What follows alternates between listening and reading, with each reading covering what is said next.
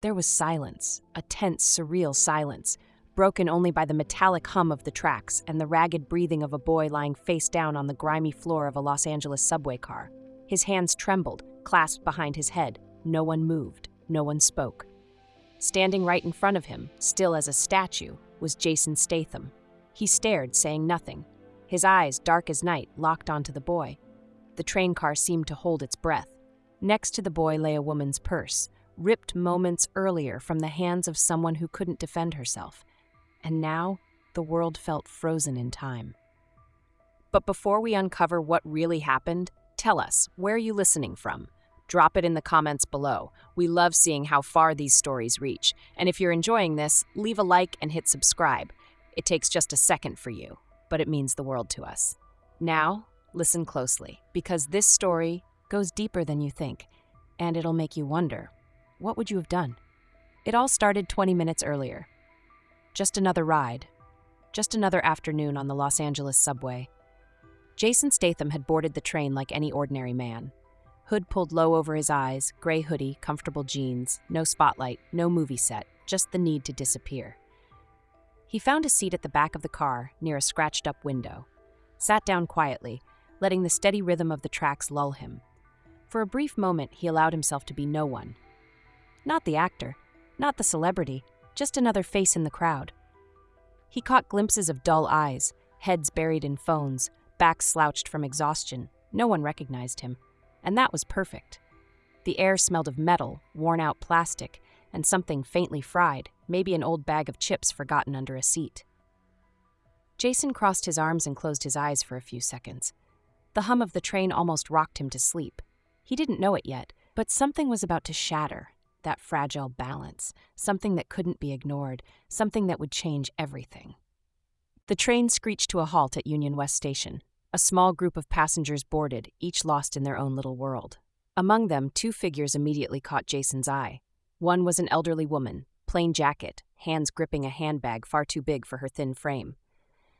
The other was a young man, hoodie up, eyes darting with nervous energy. The woman made her way slowly, carefully searching for a seat. Her gaze was kind, but tired. Every step she took seemed fragile, yet full of quiet resolve. No one moved to help her. No one even looked.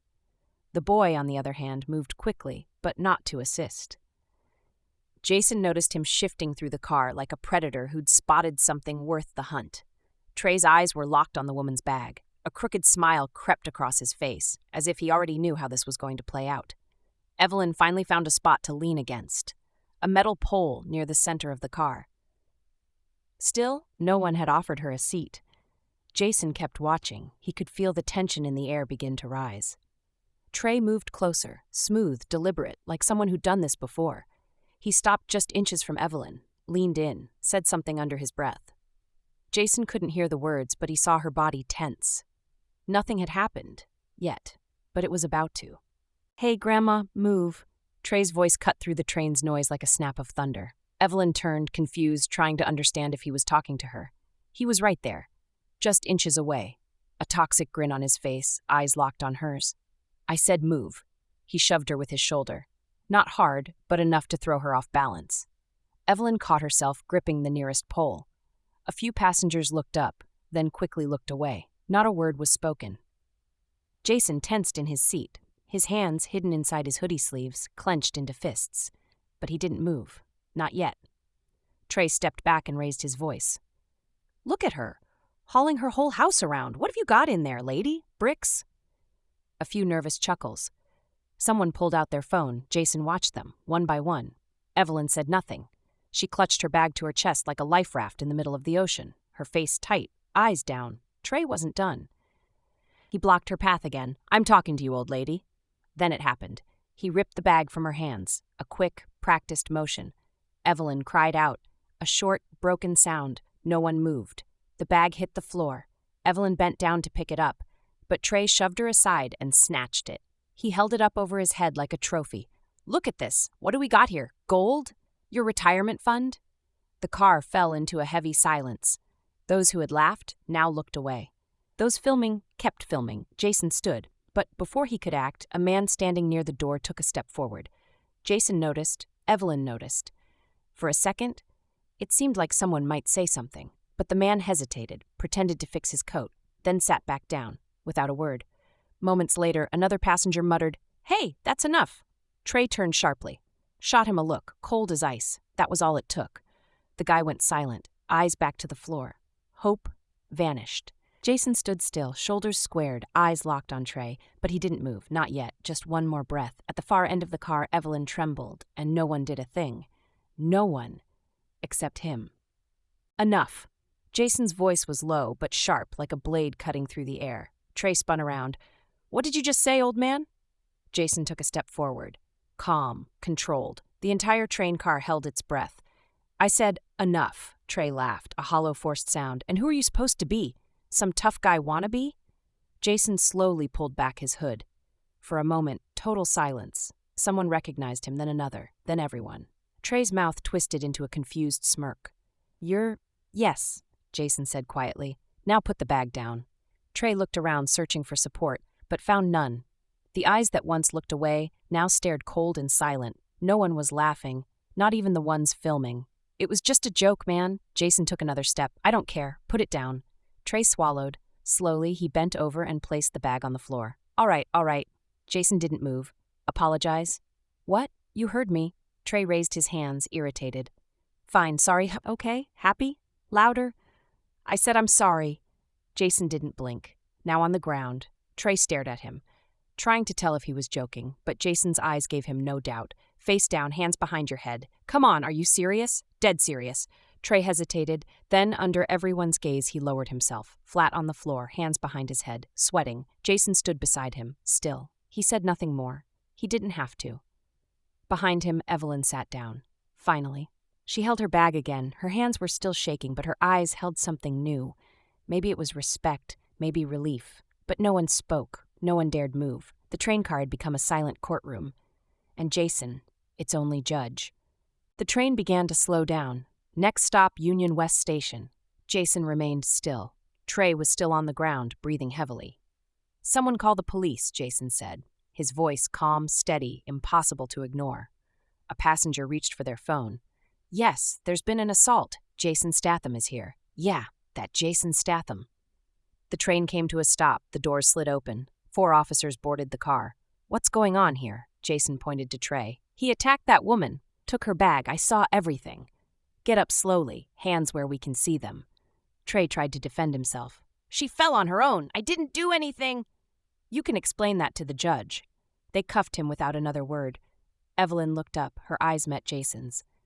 "Thank you," she whispered. Jason nodded. No more words were needed. The train jolted as it pulled away. The doors closed behind it. Trey was gone, but peace didn't return to the car. There was silence, a heavy kind of silence, full of shame, full of things left unsaid. No one looked up, eyes glued to phones, to shoes, to scratched windows. Jason returned to his seat. Evelyn sat across from him, clutching her bag. They stayed quiet. Then he spoke. "You okay?" "Yes," she said. "Just tired." "This ever happened before?" Evelyn gave a bitter smile. "More than once, but never like this. Not with so many people watching and doing nothing." A man nearby checked his notifications, his hands trembling. "That's what hurt more," Evelyn said. "The silence. It was like I became invisible." Jason clenched his jaw. "I thought the same thing." She looked at him. "You look familiar." Jason lowered his gaze, gave a half smile. "Maybe I've just got one of those faces." Evelyn laughed. Right. Sure you do." For a moment, they were just 2 people, 2 human beings who had truly seen each other. The train kept moving, but time in that car had stopped. At the next station, some passengers rushed off the train, but before they left, they snapped a photo. One filmed Jason sitting quietly. Minutes later, his phone buzzed. 1 notification, then 10, then hundreds. Headlines everywhere. Jason Statham stops subway attacker. Hollywood hero steps up in real life. Actor saves elderly woman. Video goes viral. It was everywhere. Jason closed his eyes. This wasn't why he did it. He picked up his phone, opened the camera, no lights, no filters, just him. If you're watching this, you've probably seen what happened. They're calling me a hero, but I'm not. Here's the truth. A woman was attacked, and no one did a thing. That is the real problem. I'm not a hero. I just did what anyone should have done, and now I'm asking you, what would you have done? He ended the video, posted it, no title, no hashtags, just the truth. Jason's video went global within hours, but not because it was a spectacle, not because of views. It resonated because it told the truth. It wasn't about fame. It wasn't about heroes. It was about Evelyn, 72, a retired nurse, a woman who just wanted to get home and for a moment became invisible to everyone but one. Jason didn't want applause, he simply chose not to look away, and his message struck something deep in people's hearts. Don't watch, act. A few hours after the video went live, Evelyn sent a message. It was short, honest, filled with truth. I didn't expect anyone to stand up. Not that day, not on that train, but now I know I'm not alone. Her message spread with the video, shared by organizations, by families, by people who had been through the same. Someone wrote, "My mom's name is Evelyn too. She's scared to take the bus." And so this didn't stay just a moment, it became something more. A spark, a voice breaking the silence. Now it's your turn. Have you ever seen someone ignore an unfair situation? Or maybe you were the one no one stood up for? Tell us in the comments. Your stories matter. We read every single one. If this story moved you, leave a like and share it with someone who needs to hear it. And if you don't want to miss more stories that make you think, subscribe and hit the bell icon. Because in the end, what really matters isn't the role we play. It's how we choose to act when no one's watching. Kindness doesn't make noise, but it changes everything. See you in the next video.